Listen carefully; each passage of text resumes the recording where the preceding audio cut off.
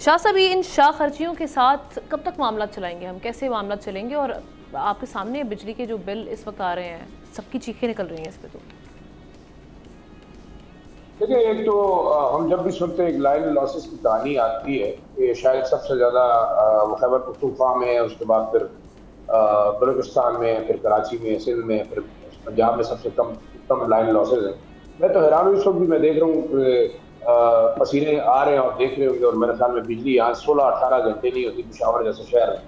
Gas आपकी सुबह से लेके सिर्फ 2 घंटे के लिए गैस आती है सूबाई दारुल हुकूमत पेशावर में, और उस वक्त के लिए जब आप खाना पका सकते। तो मुझे ये बताइएगा कि एक पूरे इतने बड़े शहर में जहाँ मतलब एक बहुत बड़ा इंफ्रास्ट्रक्चर है, वहाँ अगर एनर्जी क्राइसिस का ये हाल है तो बाकी आप क्या सोच सकते हैं?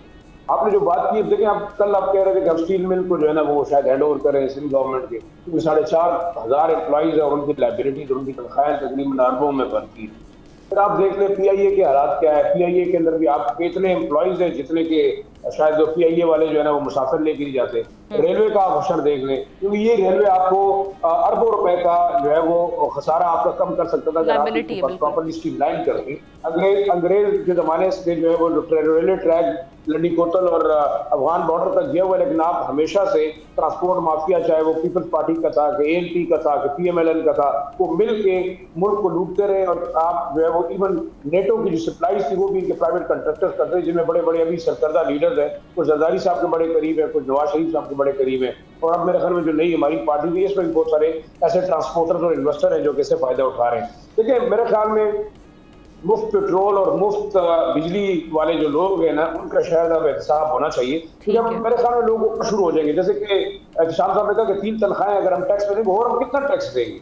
मेरे ख्याल में कोई जो चीनी माफिया का आदमी है, आटे माफिया का आदमी है, उससे कोई टैक्स नहीं देना। मैं ये कह रहा हूँ कि आपका जब मुल्क का साबका प्राइम मिनिस्टर 50,000 टैक्स देता है, तो इतना तो मेरे ख्याल में लगारी साहब और एहतिशाम साहब महीने का टैक्स देते होंगे।